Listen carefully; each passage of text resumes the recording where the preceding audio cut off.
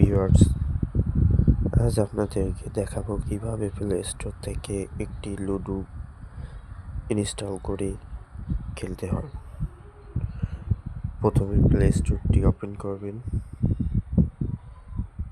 Search অপশনে যাবেন, সার্চে লিখবেন লুডো কিং। ইনস্টল করে নেবেন। ইনস্টল অপশন আসবে, ইনস্টল করে নেবেন।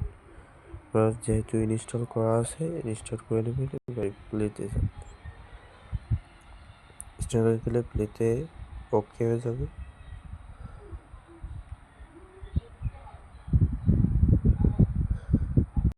একটু সময় লাগবে, ওপেন হয়ে গেছে।